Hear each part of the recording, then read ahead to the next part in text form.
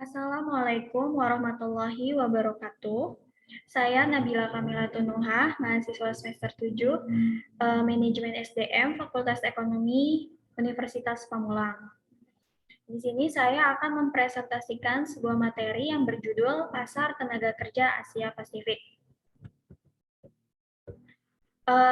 Di sini terlampir pembahasan-pembahasan yang akan saya bahas nanti, yaitu yang pertama ada pengertian pasar tenaga kerja. Yang kedua ada fungsi-fungsi pasar tenaga kerja, yang ketiga ada manfaat pasar tenaga kerja, dan yang keempat ada penggolongan pasar tenaga kerja, serta yang terakhir ialah kesimpulan. Berikut pasar tenaga kerja. Pasar tenaga kerja dapat diartikan sebagai suatu pasar yang mempertemukan penjual dan pembeli tenaga kerja. Sebagai penjual dari tenaga kerja, di dalam pasar ini ialah para pencari kerja atau pemilik tenaga kerja, sedangkan sebagai pembelinya yaitu orang-orang atau lembaga-lembaga yang memerlukan tenaga kerja, mengkoordinasi. Pasar tenaga kerja diselenggarakan dengan maksud untuk mengkoordinasikan pertemuan antara para pencari kerja dan lembaga-lembaga atau orang-orang yang membutuhkan tenaga kerja itu sendiri. Dalam rangka untuk memenuhi kebutuhan tenaga kerja dari perusahaan, maka pasar tenaga kerja ini dirasakan bisa memberi jalan keluar bagi perusahaan untuk memenuhinya. Biasanya kayak job fair gitu. Dengan demikian, tidak terkesan hanya pencari kerja yang mendapat keuntungan dari adanya pasar ini untuk menciptakan kondisi yang sinergi antara kedua belah pihak, yakni antara penjual dan pembeli dari pasar tenaga kerja. Juga maka diperlukan kerjasama yang baik antara semua pihak yang terkait, yaitu penjual, tenaga kerja, pembeli tenaga kerja, dan pemerintahan atau instansi terkait. Berikut ada fungsi-fungsi dari tenaga kerja. Fungsi-fungsi tenaga kerja itu ada 3. Yang pertama adalah sebagai sarana untuk penyalur tenaga kerja. Yang kedua ada sebagai sarana untuk mendapatkan informasi tentang ketenaga kerjaan. Yang ketiga ada sebagai sarana untuk mempertemukan tenaga kerja dan orang atau lembaga yang membutuhkan tenaga kerja itu sendiri. Selanjutnya ada manfaat tenaga kerja. Di sini manfaat tenaga kerja ada 3, yaitu untuk membantu para pencari kerja dalam mendapatkan pekerjaan sehingga bisa mengurangi pengangguran. Yang ketiga, untuk membantu orang-orang atau lembaga-lembaga yang memerlukan tenaga kerja untuk memperoleh tenaga kerja. Dan yang ketiga, untuk membantu pemerintah dalam mengatasi permasalahan ketenaga kerjaan atau bisa membantu pemerintah untuk mengurangi pengangguran yang ada. Selanjutnya ada penggolongan pasar tenaga kerja. Di sini penggolongan pasar tenaga kerja itu ada 4. Yang pertama ada digolongkan berdasarkan pendidikan, yaitu yang pertama pasar tenaga kerja terdidik dan terlatih, dan yang kedua pasar tenaga kerja tidak terdidik dan tidak terlatih. Yang kedua penggolongan berdasarkan prioritas. Yang pertama pasar tenaga kerja utama, yang kedua pasar tenaga kerja sekunder. Yang ketiga, ada penggolongan berdasarkan asal tenaga kerja. Yang pertama, pasar tenaga kerja intern dan extern. Dan yang kedua, pasar tenaga kerja dalam negeri dan luar negeri. Yang keempat, ada penggolongan berdasarkan kekuatan dan persaingan. Yang pertama, persaingan sempurna. Yang kedua, monopoli. Yang ketiga, monopsoni. Yang keempat, monopoli bilateral. Di sini ada pengertian dari pasar tenaga kerja terdidik dan terlatih. Pengertiannya yaitu pasar tenaga kerja terdidik atau skill labor market adalah pasar tenaga kerja untuk mempertemukan permintaan dan penawaran atas tenaga kerja terlatih. Biasanya tenaga kerja di pasar ini dicari oleh perusahaan yang membutuhkan karyawan dengan keterampilan khusus, contohnya seperti pengacara, bidan, dokter, akuntan, dan lain-lain. Selanjutnya ada pasar tenaga kerja tidak terdidik dan tidak terlatih. Pengertiannya yaitu pasar tenaga kerja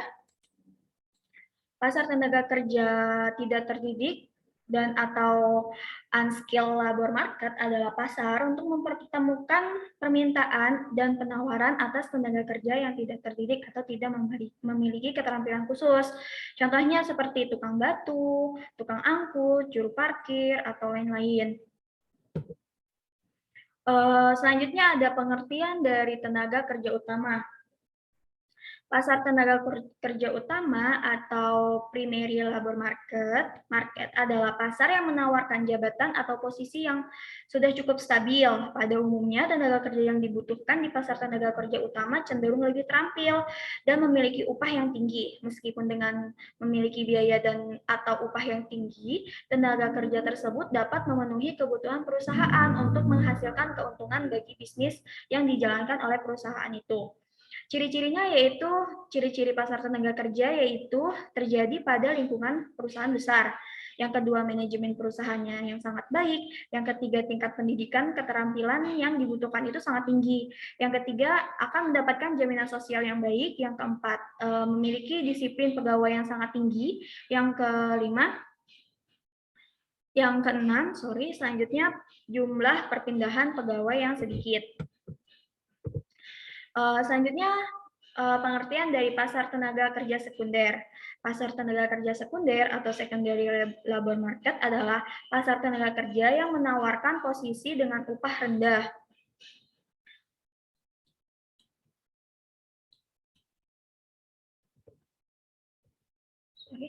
Dengan upah rendah, pekerja sekunder umumnya memiliki turnover yang jauh lebih tinggi karena pekerja memiliki pengetahuan, keterampilan, dan pendidikan yang lebih rendah dibandingkan dengan pekerja di sektor primer. Contohnya dapat dilihat pada industri rumah makan, kasir, atau perhotelan. Ciri-cirinya terjadi pada lingkungan perusahaan yang kecil, manajemen perusahaannya kurang baik. Yang ketiga, tingkat pendidikan dan keterampilan yang dibutuhkan rendah. Yang keempat, gaji dan upah rendah. Yang kelima, jaminan sosial kurang baik. Yang keenam, disiplin pegawainya rendah. Dan yang ketujuh, sering terjadinya perpindahan pegawai. Selanjutnya pasar tenaga kerja intern dan ekstern. Pengertiannya yaitu tenaga kerja yang dapat diperoleh dari dalam perusahaan itu sendiri. Ini artinya perusahaan dapat menawarkan kenaikan jabatan atau menawarkan posisi yang berbeda dari sebelumnya. Sedangkan pasar tenaga kerja ekstern bagi perusahaan akan mempersilahkan orang luar untuk mengisi lowongan kerja yang dibutuhkan. Selanjutnya ada pasar tenaga kerja dalam negeri dan luar negeri. Pengertiannya yaitu pasar tenaga kerja dalam negeri yaitu mempertemukan penawaran dan permintaan tenaga kerja di dalam negeri, sedangkan pasar tenaga kerja luar negeri ialah mempertemukan penawaran dan permintaan tenaga kerja dari luar negeri. Contohnya pasar tenaga kerja luar negeri adalah TKI yang bekerja di negara-negara tetangga atau negara-negara timur seperti Malaysia, Arab, Jepang, dan atau negara lainnya. Selanjutnya ada pengertian dari pasar persaingan sempurna. Pada pasar persaingan sempurna, para tenaga kerja akan menawarkan tenaga ataupun keterampilan yang dikuasainya secara independen kepada perusahaan-perusahaan.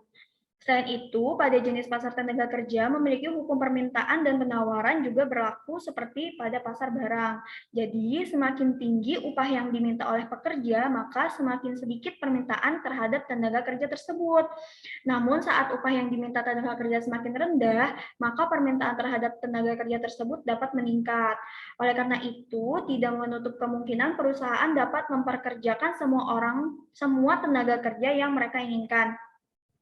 Selanjutnya itu monopoli. Pada pasar tenaga kerja monopoli, tenaga kerja dapat menawarkan tenaganya secara independen, namun akan berbentuk sebuah serikat buruh. Serikat tersebut dibentuk untuk mewakili para pekerja dalam menuntut upah, hak atau fasilitas lain yang perlu diberikan oleh pihak perusahaan untuk meningkatkan kesejahteraan para pekerja. Selanjutnya ada pengertian monopsoni. Jenis pasar tenaga kerja monopsoni umumnya dapat kita temukan ketika kita berada di suatu wilayah yang hanya ada satu perusahaan yang melakukan permintaan tenaga kerja. Kondisi ini membuat perusahaan menjadi memiliki kekuatan yang lebih tinggi dibandingkan para tenaga kerja di wilayah tersebut. Di sisi lain, tenaga kerja tidak dapat memiliki serikat yang dapat memperjuangkan hak-haknya. Oleh sebab itu, umumnya upah tenaga kerja pada pasar monopsoni ini yang diberikan di bawah upah equilibrium. Selanjutnya ada monopoli bilateral. Pasar tenaga kerja monopoli bilateral yaitu pasar tenaga kerja yang terbentuk saat terdapat dua kekuatan yang saling bertentangan. Di dalam pasar ini terdapat dua kekuatan, yaitu tenaga kerja yang berada di dalam serikat pekerja, serta kekuatan dari perusahaan yang menggunakan tenaga kerja di suatu wilayah. Masing-masing pihak tersebut memiliki kekuatan yang sama dalam menuntut keinginannya. Akibatnya muncullah keadaan saling memonopoli dan disebut sebagai monopoli bilateral. Terakhir yaitu kesimpulan. Nah, kesimpulannya yaitu pasar tenaga kerja adalah seluruh aktivitas dari pelaku untuk mempertemukan pencari kerja dengan lowongan kerja atau proses terjadinya penempatan dan atau hubungan kerja melalui penyediaan dan penempatan tenaga kerja.